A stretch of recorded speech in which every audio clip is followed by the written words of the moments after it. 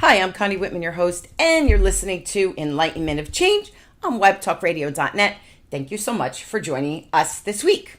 All right, so my quote today is probably by one of my all-time amazing leaders of our world, by Zig Ziglar. And Zig says, I believe that being successful means having a balance of success stories across the many areas of your life. You can't truly be considered successful in your business life if your home life is in shambles. Ain't that the truth? So for years, we've been hearing inspirational speakers like Zig tell us that we can have it all, that we can balance our work, meaning having a rewarding career in a corporate environment or being an entrepreneur, that we could be credible to get into enough senior leadership positions, and then we can have that balance with life, spouse, kids, families, pets, even the occasional brunch with a friend on a Sunday. Well, later, with the introduction of mobile devices and globalization, some of us have said that it's not work-life balance, it's actually work-life integration, which is kind of true. Well, it doesn't really matter what we call it, right? The question really becomes, do you have it in your life, or do you feel like the word balance, integration, whatever, is nothing more than a pipe dream? It's kind of sad that many of us have to choose to miss maybe a dance recital or soccer game, or for me, a hockey game, due to the work demands. And the reality is that we need to work and we need our jobs to pay the bills for the dance and the soccer lessons and the hockey lessons. So where and how do we just draw that line to create that balance? Well, today we are in store for a treat. My guest is Janel Jones. She's the CEO of Janel Jones and Associates. Janel specializes in executive coaching and talent management and has over 25 years of experience in human resource talent strategy. She does not look like she's been working 25 years. She looks too young. She has been a talent management executive for over 15 years, and after running executive development for the top 3 pharmaceutical companies, she decided to branch out on her own. You go, girl. As an executive coach, she works with leaders to assess and enhance executive behaviors, such as, so important, communication skills, leadership styles, and stakeholder management. As talent management, I'm almost done.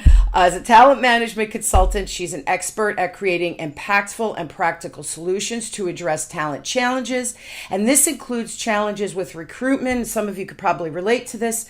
Recruitment, development, succession planning, employee engagement, diversity, and inclusion. Very big topics today. And Janel works closely with a wide range of C-suite members in the Fortune 50 companies and their leadership teams, as well as CEOs of companies employing 10 people. So please help me welcome my very talented guest, Janel Jones, to the show. So Janel, thank you so much for being on.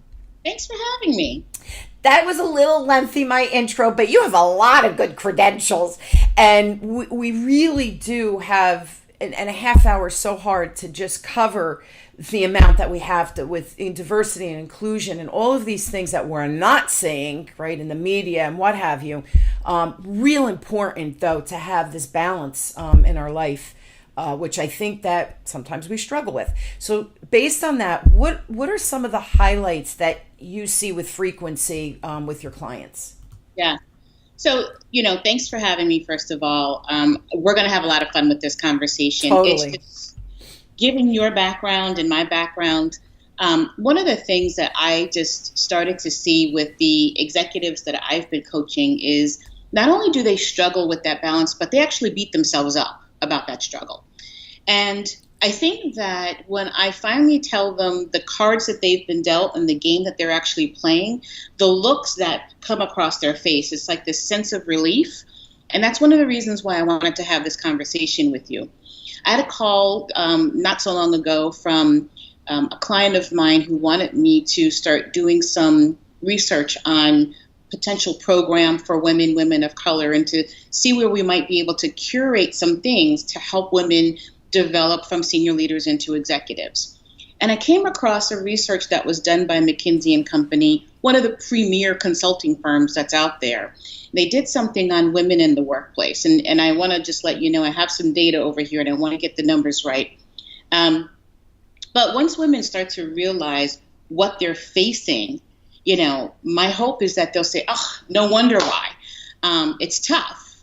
So while they recently discovered that 57% of the world's higher education graduates are women, right? Interesting. Right? And then 39% of the global workforce are women. So we fall off immediately, right? From the time that we get the graduate degree to the time that we enter into the workforce, you see that 18% of these graduates are never hired, right? Okay. So we represent 655 million fewer workers in the workforce than men. And while there's a high percentage of women who want to leave their companies, like 80%, it's typically to join another company. There's equal amount of people who say they want to leave the company to focus on family. 2% are women, 1% are men. So the reputation of women are going to want to eventually leave to focus on family, it's a myth. It's not true. We want to work because, like you said, we want to pay for the dance classes, and we want to pay for the soccer and the cars to get us to the dance classes and the soccer, right? Yeah. So there's a forecast that by 2020, 13% of our global demand will go unfulfilled. Wow. Right. And so the other pieces that I've discovered is, 57% are graduates. We make up less than 50% of entry-level positions. How can that be? Right.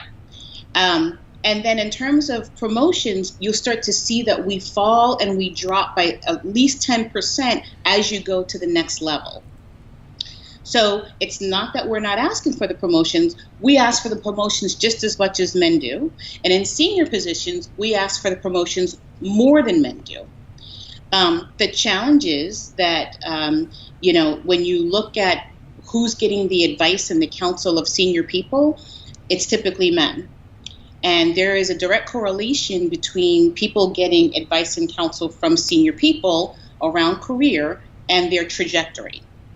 And it's typically because, if you're a male leader and you're looking to give some sort of advice and counsel, you may not necessarily feel comfortable giving that advice and counsel to women because you're afraid of the reaction being emotional, sure, or the reaction being litigious.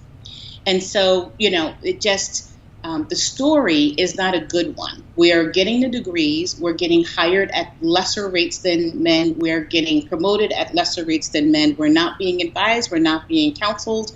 We're asking for the promotions. We're doing the work. We're working the long hours. But in some cases, when you see the senior most ranks, 1 in 5 executives are women. So we just continue to fall off until we get to the top. It's not an easy story to endure. And when women start to, beat themselves up about, work-life balance and striving to get that career and things of that nature, there is an unconscious bias that plays out in the workplace that unfortunately we're facing. And we think it's us, but it's not us. It's the workplace, it's the processes, it's the system that has this filtering that occurs that we are fighting against constantly. And Janelle, first of all, the stats, thank you, that was amazing, right? Because the numbers speak, and it is what it is. The unfortunate thing is, I think that because women couldn't vote, 100 years ago, whatever it was, and we weren't in the workforce, we were home taking care of the babies or educating the kids at home, right? And all those things. To turn this ship is not an easy thing. So I to blame men, I think is silly, because I think it's the system. It is what it is, and it's set up the way it is. And yeah, now it's time for a change. And the other thing that you said is men, I think, feel more comfortable giving advice and meetings, right? Closing the door and having meetings with other men. And you see it in the news every day. I just started a business with 3 other partners called the Round Table Group because there's such inequality in the business, just all those stats that you just showed. But there's also biases that we come to work with and prejudices, and we have our own stuff, right, that we bring to the table. So now these poor executives, and you see Matt Lauer, the newest one, NBC or CBS, whatever it's just mind-blowing that this behavior exists. But then I think men that are good guys, like legitimate good guys, if they give a little attention to a woman, it's going to be misperceived as well. So I feel like I personally, this is my personal opinion, the stats make me sick because it should not be, right? It should not be in a perfect world. I think the process for hundreds of years speaks to those numbers, right? And I the good news that I got from that, Janelle, is that 57% of the workforce women, if I understood this correctly, have graduate degrees. Bravo for us women that go for these advanced degrees. Kudos. The flip side, though, is we're not utilizing those degrees because of all of these ancillary things. And you know what the sad thing is, and we were talking about this today, there is no easy answer on, right, and how to make this better. And I'm going to ask you this. I don't think this can happen or we can shift this mindset overnight. And what do you think? Yeah, so I agree with you in that blaming anyone is not productive, not helpful. No. And in some cases, when you're facing a system that has a bias, the bias is typically unconscious. It is. Right. And so the bottom line is it is, from an economy perspective, impossible for one person to stay home and not work. In just about all cases, both parties have to work in order for you to be able to, have a household with food, etc. So it's a tough situation to be in. And this has been the case. Women have been in work since World War II, right? Mm-hmm. I think the thing is that once women have established what they want to do from a career perspective, we can't get comfortable. And we do take a job, we get comfortable, and we do the job, and we think that the work is going to speak for itself, mm-hmm. and that's not the case. Doing the job is just the price of admission. There are lots of other things that have to happen in order for a woman to proceed in their career to reach the trajectory that they have intended. One of the things that I think needs to absolutely happen is women have to remain in play.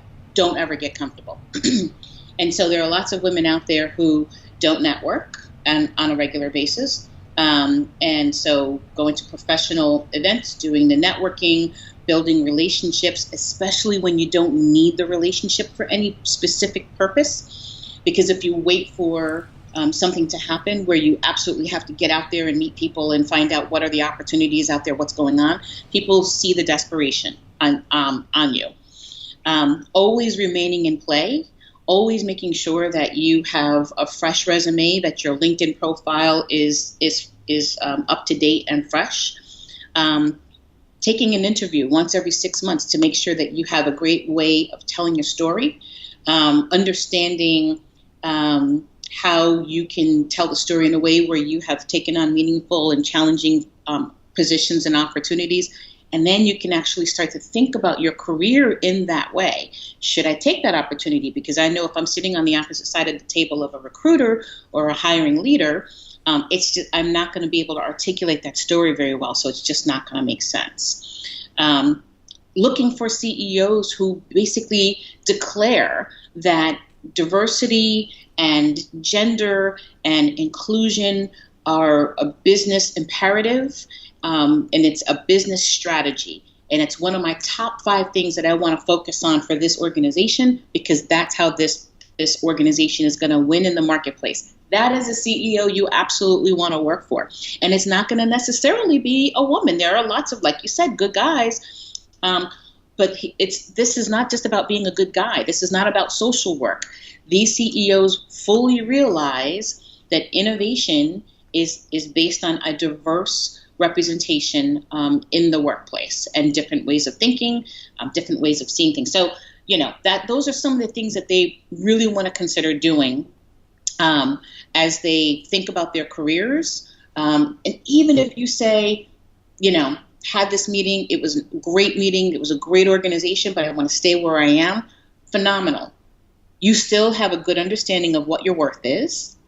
You still are working on your brand internally and externally, and you're doing it when you don't necessarily have to do it. So it's a regular practice and it's a regular process. And it's almost like planning your vacation, when things get tough at work, and you say to yourself, oh my gosh, in 2 months I'm going to be on the beach, relaxing.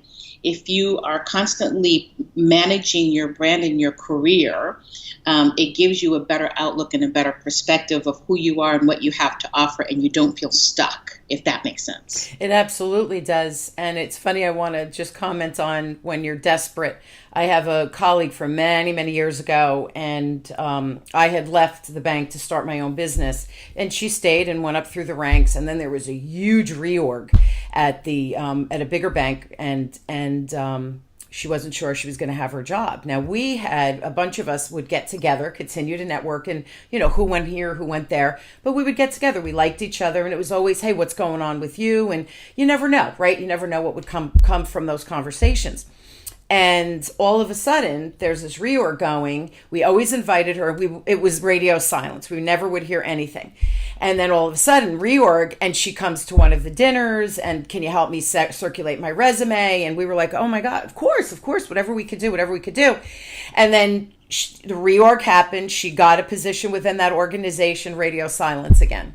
And I said to the ladies that we would get together, maybe once, twice a year. It wasn't frequently, but we liked each other. And I said, I'm never sending her an invite again, because that I don't ever use a friendship for business or gain. I'll ask for help. Can you look at my resume? What do you think? What am I missing? But I never say, can you help me get a job? Or if I'm with you on a regular basis, what's going through, you're going to help me automatically. But to just use that friendship or that network when you need it, it does not look good. And I have to tell you, it really, really annoyed me. And I thought, we're only good when you need help. Shame on you. That's not a friendship, and that's not networking, in my opinion. The other thing I wanted to comment on is the CEO. I think this is so important, and they are out there. My team, my partners, the Roundtable Group, we just had the privilege, and I'm going to say privilege because we're doing a beta testing at a university up in North Jersey. And Dr. Dave Haney, who's the president of the entire university, he saw with the foresight that when my colleague, who is an alum from there, went in and said, there's an issue with inclusivity, gender, collaborative communication, just disrespect in the workplace.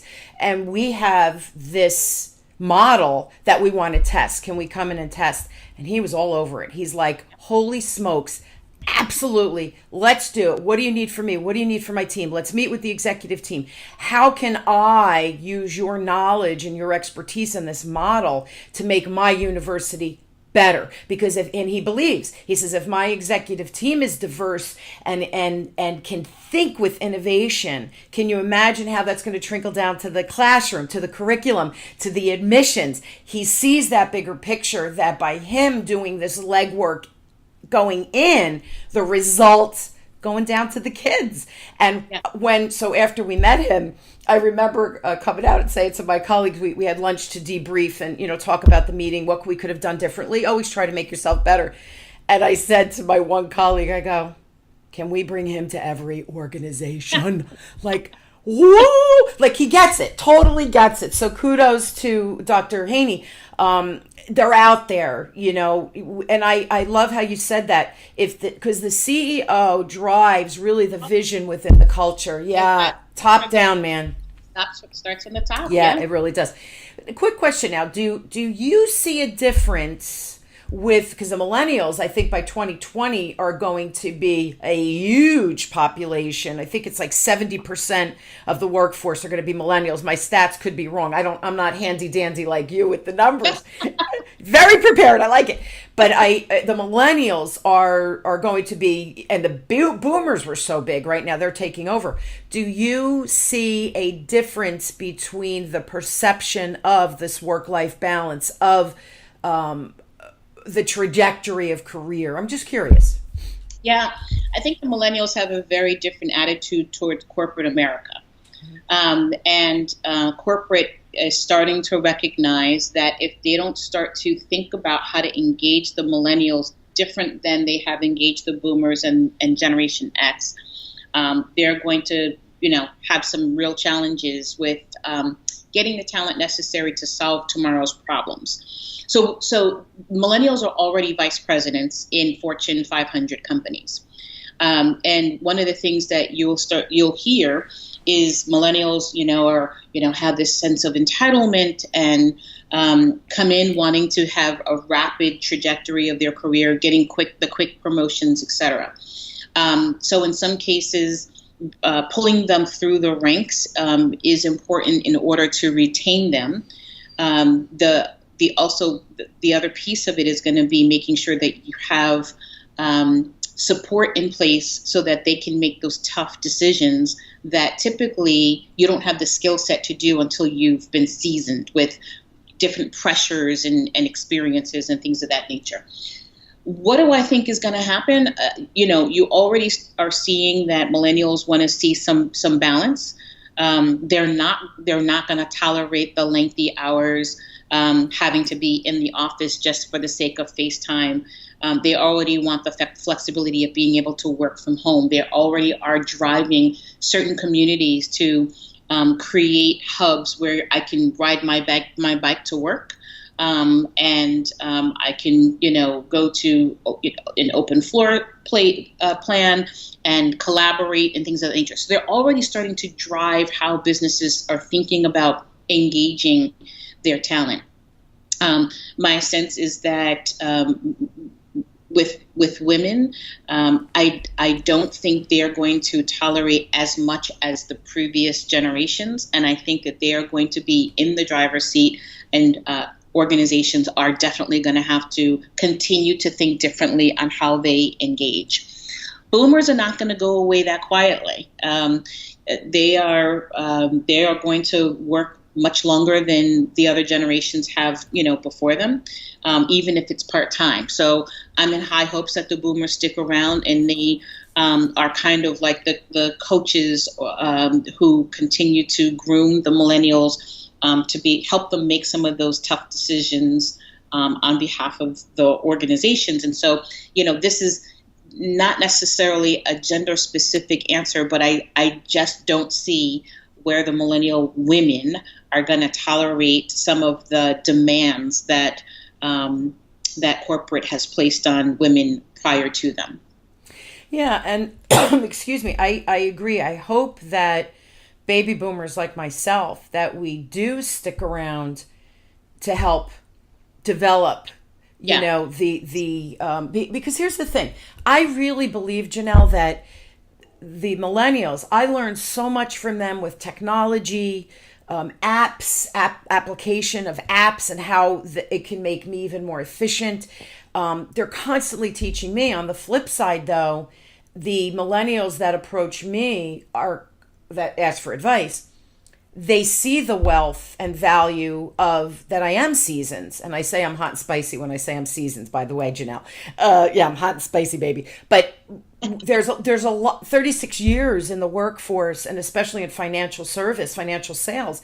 I have a lot of wisdom that really can help them speed up their career as well. So I think that the innovation from the millennials, is so important. But I do think we still bring a lot to the table, meaning the baby boomers. And because we're in better shape, we're living longer, all of those things. I really hope that we do stick around to share that, because here's the deal: the millennials are our future leaders, so we really do have to teach them some of these skills, but allow them to be them and allow them to bring the innovation as well. So it just, we're living in a real interesting time, I think, in the corporate environment, right?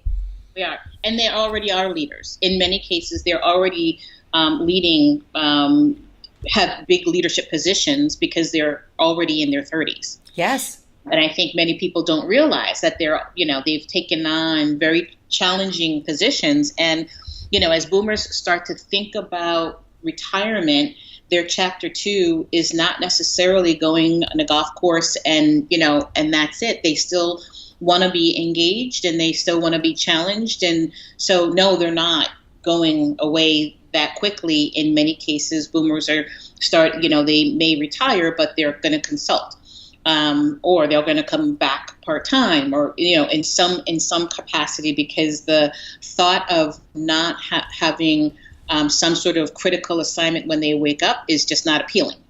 And so even better for us. And, the X's, Generation X, so the Generation X, there were in our 50s, and it's that generation has been, I would say, kind of squeezed a little bit between the boomers and the millennials.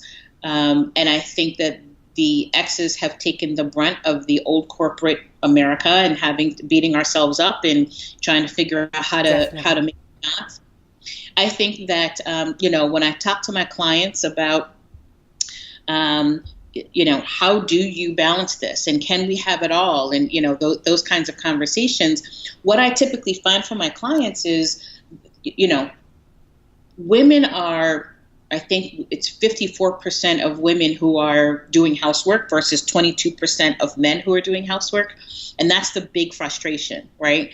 But when I talk to my clients, what I'm finding is they're not really saying where they need the help. And I'm like, listen, in a relationship where you have male-female marriage, I can't really speak to, the other additional dynamics, within a marriage. There's a certain way you have to operate. They're not necessarily going to know what you need help doing until you articulate it, and you cannot wait until you're frustrated or beyond frustrated to articulate it. You have to do it before you're frustrated. So just like your comments around you only talk to me when you need something, I always tell my clients, look, make a deposit in the bank before you make a withdrawal. So that's around networking. But at home, number one, you want to articulate what you need before you get frustrated. Make that deposit before you make the withdrawal, because your frustration comes through and you won't get the reaction or the behaviors that you're looking for. When you do get the behaviors that you're looking for, the kitchen floor got mopped, or the dishes were washed, celebrate those behaviors. Because there's, nothing like telling a guy how sexy he looks with a mop in his hand. He's gonna, yeah. You know what I mean? He does. If he recognizes the fact that mop is a little bit of foreplay, he's mop it, right? So definitely, ask for help. Don't be prideful. And, when you get some of those behaviors that you're looking for, definitely celebrate those behaviors with your spouse and with your kids so that you can get more of it. I can't tell you how many times I've coached my clients on something as simple as those things. And they not only got a reaction that they were not expecting, in a much positive way, but their spouse was, basically like, I don't know who you're talking to, but I like it. I like who you're talking to. So keep talking to that person. Awesome. It just kind of, it's no longer about the fighting. It's, we have a partnership. So let me calmly approach this partnership while I'm not frustrated, in a calm, reasonable way. I'm cracking up because I could remember the moment that I was beyond overwhelmed. My kids were little. I started the business. I had I had 2 babies at home. One was starting preschool, and we chose a co-op so that I could be active, my husband could be active in the school, because the message for our kids was education's important. So we felt, well, let's take a proactive role. And I remember going to the meeting and how many mother help days you had to do and what had to be painted on the school and all of this stuff.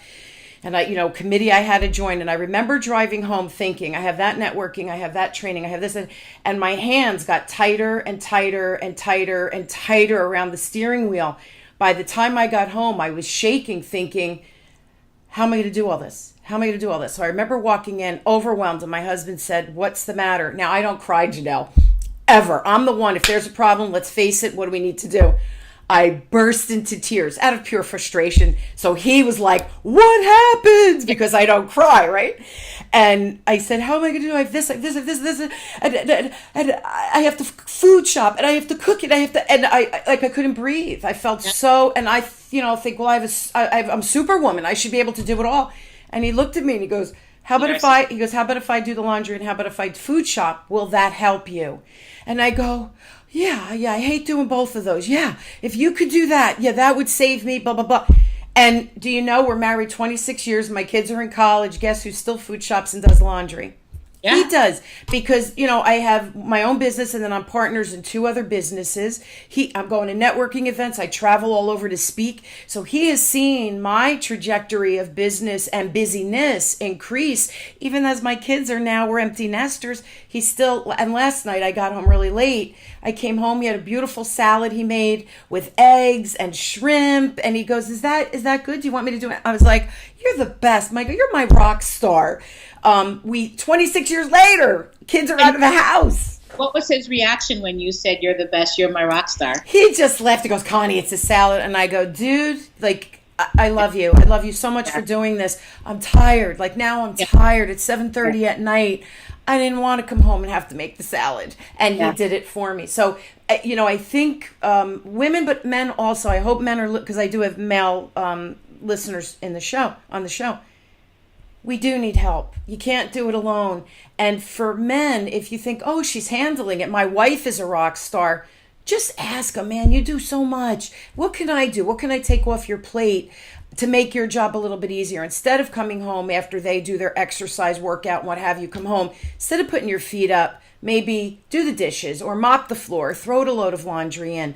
Ask, because to have that balance, and that it has to be a partnership. It really, really does. And the other thing, and I know we're out of time, but this is important, we need to get kids involved. My kids had their chores. My kids had to put their dishes in the sink from when they were little kids. And my husband and I giggle because now they're 19 and 22. So when they're home from college, and of course we feed them, but they take their dishes, and they put them in the sink, and they look at my husband and I say, thanks for dinner. And they walk away, and I go to my husband, do they really think we're not going to feed them? If they don't put their dishes in the sink? Did we threaten that at some point? Right. But they do, and they go to friend's house, and the moms call me and say, your kids, they put their dishes in the sink. They help me clear off the table. They say, where's the Tupperware? I could put this food away. You have to get your kids involved, especially in dual working families. They don't need to be coddled, right? It's truly a team dynamic. And I know we got off topic. I have one more question, and then we do have to end. What kind of resources or professional support is really out there for women to understand their role and to be heard? I think by the male dominated, I think men don't know. I think the system is in place, but I don't blame men. I think the system's in place. So what resources do you think women can use? Yeah. Well, there are a few things. Many organizations have affinity groups, and I would always recommend that women identify the affinity group that most helps to address the challenges that they face. So it's kind of like finding your posse and being able to say, okay, so this is what I'm dealing with. Have you had the same, challenges? Professional networking, which can serve a couple of different purposes. Number one, identifying some of the challenges that you're facing as a professional, in addition to networking for different opportunities in organizations that may be a better fit to what you're looking to do from a career perspective. I always will say, look for masterminds, which are becoming more and more popular. Lots of masterminds out there that will help a woman manage how she is balancing work and life. Identifying a coach, whether it is a life coach to help you sort out how to live a balanced life, a career coach to help you identify what kind of career is a great fit for what you're looking to achieve from a career perspective and from a balance perspective. An executive coach, which really helps you get into executive behaviors. That's what I really focus on, leadership. But of course, as an executive, as a leader, when you're handling these challenging roles, your personal life does have impact, or the role has impact to your personal life. So there are lots of things going on there. And there is never anything ever wrong with a therapist, which can help you break through some of the challenges that you face, some emotional triggers that surface that you haven't been able to break through or put to rest. Most people, maybe behind closed doors, have had some sort of engagement with a therapist.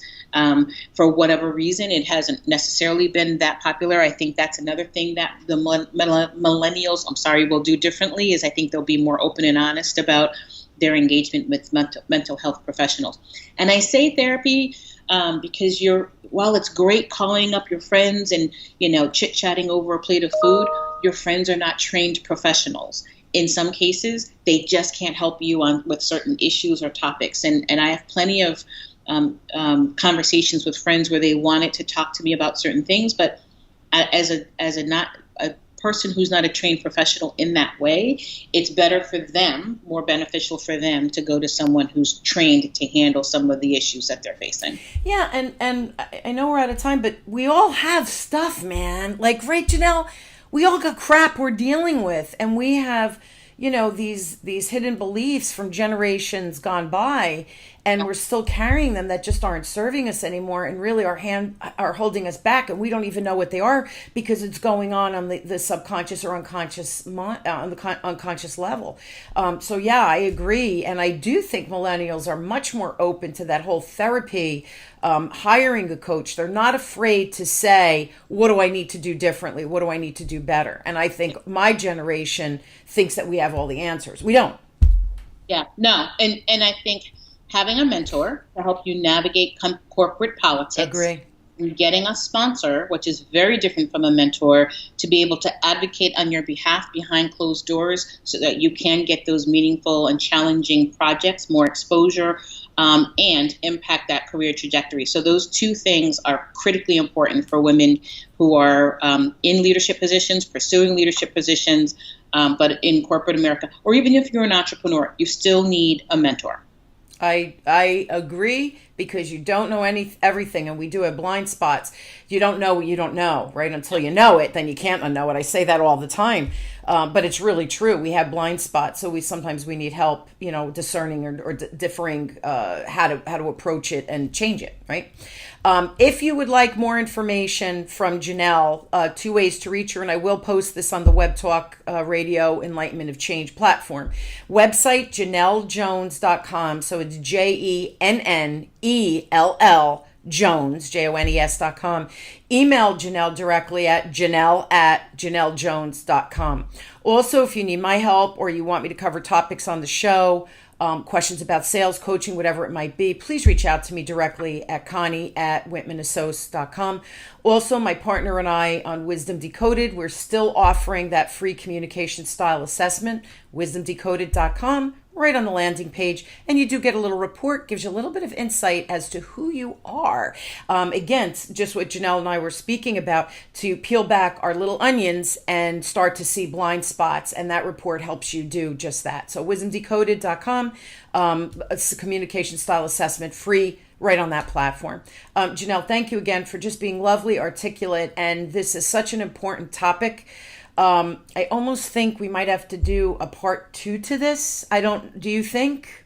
Absolutely. Yeah. If your listeners are up for it, I am. Yeah, it's a big topic, and I just think that men and female, I know we kind of honed in on the female end of things, but I think both male and female could use this help in how to continue their trajectory in a positive uphill kind of manner. So thank you again. It was a delightful conversation. I truly appreciate you taking the time to be on. Thanks for having me. A pleasure, a true pleasure. I hope you guys will join me weekly as we question, build, and discover together just how to grow and challenge ourselves. Some of the tips that Janelle has given today, I do hope you take and run with them and challenge your own growth so that we can become better, faster, easier, quicker, whatever it is for you. Thank you all for joining me. You've been listening to Enlightenment of Change on webtalkradio.net. I'm Connie Whitman, your host. I can't thank you enough. Go out, have a wonderful, inspired week, and please take one of the recommendations Janelle gave.